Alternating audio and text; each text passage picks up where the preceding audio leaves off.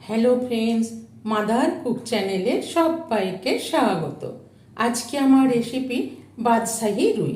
সামনেই পুজো, সেই পুজো উপলক্ষে আজকে আমি আপনাদের সাথে শেয়ার করব বাদশাহী রুই। আমরা সারা বছর যেভাবে মাছের প্রিপারেশন খেয়ে থাকি, বানিয়ে থাকি, তার থেকে একটু আলাদাভাবে এই বাদশাহী রুই বানিয়ে দেখুন, খেতে দারুণই লাগবে।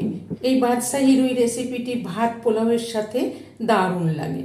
তো চলুন দেখতে থাকুন আমি কিভাবে বানাই এই বাদশাহী রুই। বাদশাহী রুই বানাবার জন্য আমি এখানে 4 পিস রুই মাছ নিয়ে নিয়েছি।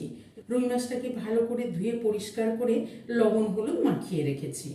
আর এখানে নিয়েছি 4টে কাঁচা লঙ্কা, নিয়েছি 1 টেবিল চামচ পোস্ত, 1 টেবিল চামচ কিশমিশ, 1 টেবিল চামচ কাজু, 1 চা চামচ জিরের গুঁড়ো, 1/2 চা চামচ লঙ্কার গুঁড়ো, একটা ছোট সাইজের টমেটো।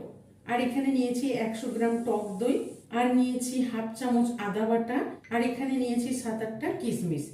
তো প্রথমে আমি কাঁচা লঙ্কা, পোস্ত, কিশমিশ, কাজু এগুলো একসাথে বেটে নেব। আপনারা চাইলে এগুলো আলাদা আলাদাও বেটে নিতে পারেন।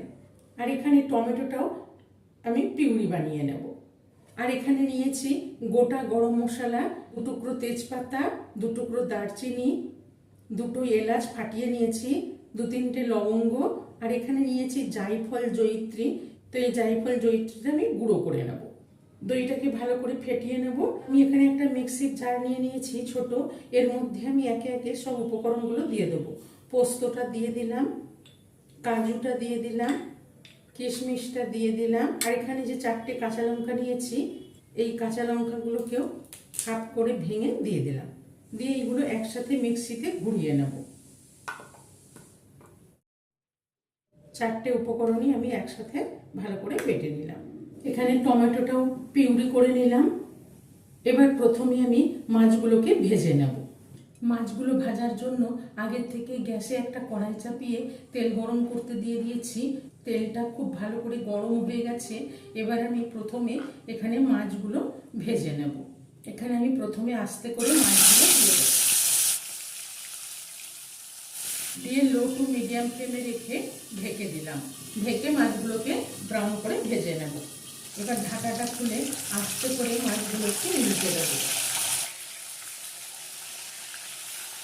ওই দিকটাও ভালো করে ভেজে নেব। এবার আবার ঢাকাটা খুলে নেব, মাছগুলো আরেকবার উল্টে নেব। মাছগুলো ভালো করে ভেজে নিলাম। এবার মাছগুলোকে উঠিয়ে নেব।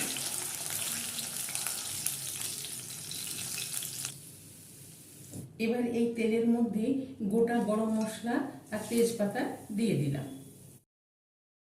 ফোড়নটা ভাজা হয়ে গেছে। এবার এখানে যে 1/2 চামচ আদা বাটা নিয়েছি, আদা বাটাটা দিয়ে দেব। আদা বাটাটা দিয়ে একটু তেলের মধ্যে হালকা করে নেড়ে নিয়ে এখানে জিরের গুঁড়োটা দিয়ে দিলাম। জিরের গুঁড়োটা দিয়েও একটু ভালো করে নাড়াচাড়া করে নেব। এবার আমি গ্যাসের ফ্লেমটা একটু অফ করে দিলাম। দই দেব। দইটা একটু কড়াইটা ঠান্ডা করে দইটা দিলে দইটা ফেটে যাবার ভয় থাকে না। এবার এখানে দিয়ে দেবো লঙ্কার গুঁড়োটা। লঙ্কার গুঁড়োটা দিয়েও একটু এই আদা বাটা তেলের সঙ্গে মিশিয়ে নেব। মোটামুটি ঠান্ডা হয়ে গেছে। এবার এখানে ফেটানো দইটা আমি দিয়ে দেবো। দইটা দিয়ে ভালো করে মিশিয়ে নেব। দইটা দিয়ে গ্যাসের ফ্লেমটা অন করে একটু ফুটিয়ে নিলাম। উপরে তেল ভেসে উঠেছে। এবার এখানে যে আমি 4টে উপকরণ বেটে রেখেছি এই বাটাটা দিয়ে দেবো। আর এখানে টমেটো পিউরিটা দিয়ে দিলাম। এখানে দিয়ে দেবো স্বাদ মতো লবণ, 1 চামচ লবণ দিয়ে দিলাম। আর দিয়ে দেবো 1/4 চামচ মতো হলুদ গুঁড়ো, খুব অল্প হলুদ গুঁড়ো দিলাম। আর দিয়ে দেবো স্বাদ মতো 1/2 চামচ চিনি। দিয়ে সবগুলোকে মিশিয়ে নেব, নিয়ে ভালো করে মশলাটা কষিয়ে নেব।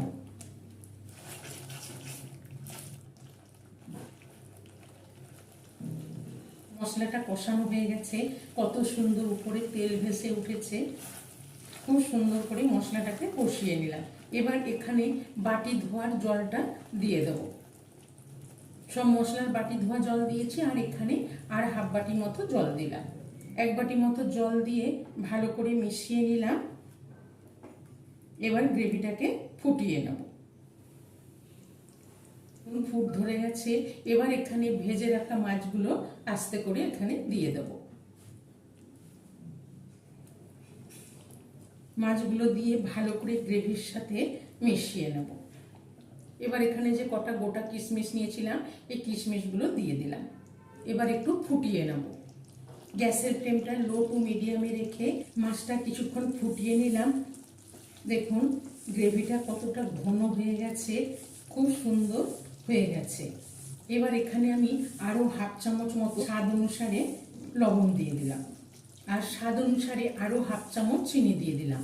যেহেতু এখানে টক দই দিয়েছি সেই জন্য আরও হাফ চামচ, মোট 1 চামচ চিনি দিয়ে দিলাম। দিয়ে দেখুন হালকা হাতে কড়াই ধরে আমি একটু নাড়িয়ে নেব, যাতে লবণ মিষ্টিটা চারিদিকে মিশে যায়। আমি এখানে যে জায়ফল জয়িত্রী নিয়েছিলাম সেই জায়ফল জয়িত্রী গুঁড়ো আমি এখানে 1 পিঞ্চ মতো দিয়ে দিলাম। খুব বেশি দেব না, কেন কি খুব উগ্র গন্ধ ভালো লাগবে না। আর এখানে হাফ চামচ ঘি নিয়েছি, এই ঘিটাও দিয়ে দিলাম। ঘি আর জায়ফল জয়িত্রী গুঁড়ো দিয়ে হালকা হাতে একটু নেড়ে মিশিয়ে নিলাম।